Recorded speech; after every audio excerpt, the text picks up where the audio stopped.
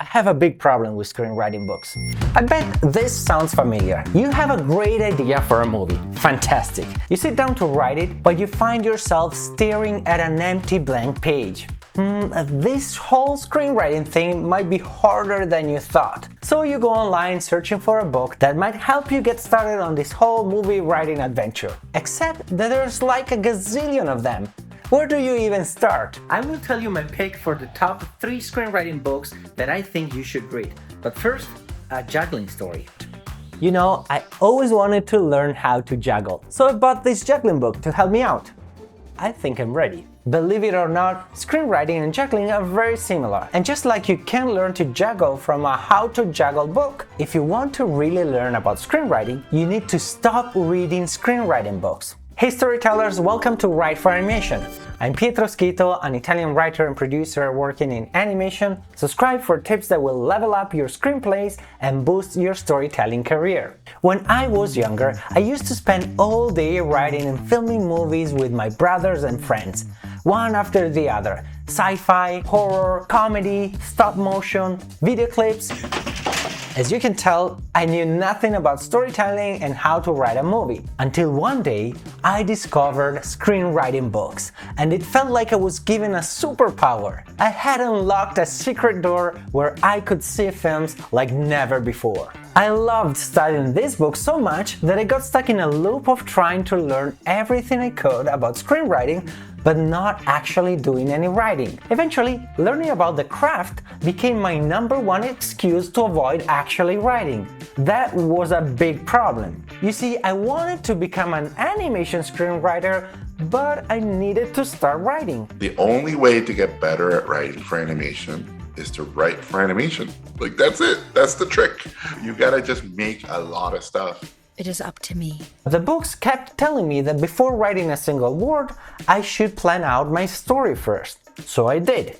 I began organizing my stories using different structures. You see, these screenwriting books will tell you what makes a good story. They teach you all the terms. They tell you how characters, settings, and actions should look and how events should always unfold, sometimes down to the minute or the page number. And if you fail to do all this, your story would fail. I got so caught up in trying to achieve the perfect structure and fearing that my story might suck that I ended up draining all the fun and magic from the writing process. Screenwriting had turned into a science. And to make it worse, I still wasn't actually writing anything. Useless, empty brain. All of it is done from the wrong end. All of it. It's all done from the point of view of analysis. They look at things, they take them apart, and then they say, look, all these pieces fit into this swirly shape or this diamond. The issue is that's not going to help you actually write anything, because when you write, you're starting from scratch. You're not breaking something apart. You're building something out of nothing. And when you're building something out of nothing, you need a different set of instructions. The books give you this illusion of knowledge, this sense of how things should be, and prevent you from finding real story gems. For example, most books insist that the first turning point is a single major event, but that's not the case in Ratatouille. If you look at Ratatouille, the plot point when he makes the soup, he decides to not go out the window like a rat and run away. He decides to stay and fix this thing, right? It's just dangerous. But it can't just be that. He needs to be disguised as a human. So the second one is the Linguini moment under the bridge. And there's a decision moment again there. Remy starts to run away from Linguini, but then he stops and he thinks, wait a minute, this is my chance. So he needed both of these things to add up so that he could do it. Don't get hung up on all these rules. In a way, you have to work on your film and let it speak to you. Another screenwriting rule that many books share is that you should cut any moment that doesn't advance the story. An Avatar was almost done, and they were complaining about the flying scenes. Why does this flying scene go on so long?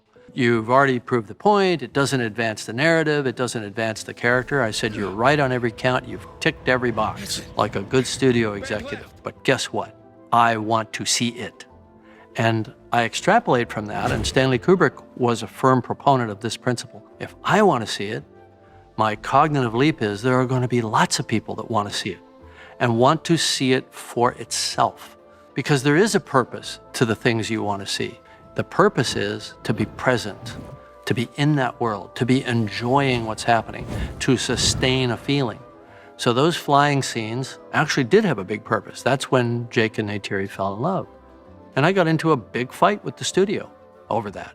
Sometimes the point of a scene is just to have fun or explore the world, and that's all it needs to be. Structurally speaking, then the swim moment, we talked a lot about that because you get notes on scenes like that are like, you need that? Structurally speaking, you don't need that scene. And I was adamant in saying, I don't think we make scenes that are structurally kind of just joyful. What about joy? We talked a lot about the scenes from Wolf Children with one of the story artists. This wonderful scene of this parent and his kids running downhill in snow. It's just really joyful. It's interesting to have that scene because I'll say that it's not only joy, it's also encapsulating the whole relationship in a wonderful way. So it's like Alberto shows something to Luca. Luca doesn't know how to do it right away. He tries it, fumbles, and then he masters it. So actually, I do love that scene is kind of showing you their relationship in a capsule. But it is about joy and showing this joyful moment. In screenwriting, you're not painting by the numbers. You're creating the whole image from scratch.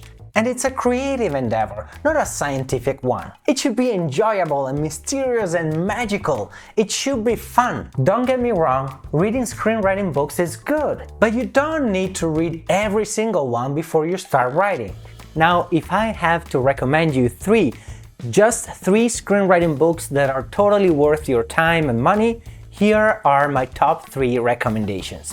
Screenplay by Seedfield, recommended by Guillermo del Toro. This is a comprehensive mix of theory and practice. With this, you'll come to really understand the 3-act structure. Next up, Story by Robert McKee, the Bible of screenwriting.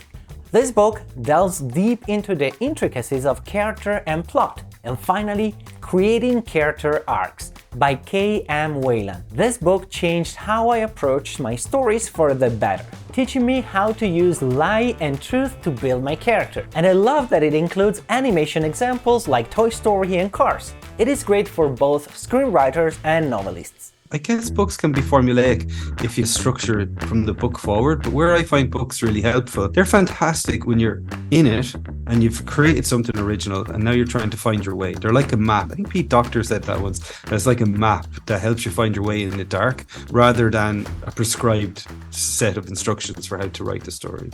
You notice I haven't mentioned the infamous Save the Cat. I think this is a great book once you've learned the basics, but I also believe that it has done a lot of damage in the industry. When you read it the first time, it sounds like it's kind of like a cheat sheet where you can go and hit those structure points and then you have a film. What happened is that because it's the simplest book that you can read about screenwriting, then all executives in Hollywood started reading Save the Cat and kind of unified the language of the industry, and some terms like fun and games or the dark night of the soul or bad guys close in. It gives you the illusion of understanding story. It's not real storytelling if you're just following some plot points. You can read even just one of these 3 books and have a successful screenwriting career, because apart from the basics, you'll learn more from reading scripts than books. That's why we have a script reading club in the Write for Animation Academy. We are a community of passionate storytellers where we write together, learn together, and help each other become better storytellers. If you're looking to boost your animation career, join the Write for Animation Academy at writeforanimation.com/academy or from the link down below. It's really fun, like reading all those different books, and a lot of them you're not going to agree with or they're not going to make sense, but you can kind of take the parts that do resonate with you and run with those. You don't have to follow one set of instructions unless you find one set of instructions that really works for you. But you can take from everywhere. Take what feels like it works for you, whether it's a 1-pager or a 3-pager or a feature script, whatever it is. Try to have a sense of openness about learning what you can and not feeling like there's only one set of answers. Okay, I'll keep on trying. Now, my golden rule for learning is always write first. Before doing research, before watching another screenwriting video, set a 25-minute timer and write. This practice ensures that I prioritize creation over consumption. Getting stuck in the learning loop is just one mistake new writers often make, but it's not the only one. check out this video where I tell you the 3 mistakes you should be avoiding if you want to become a screenwriter. I'm Pietro, and this is Write for Animation, and I see you there.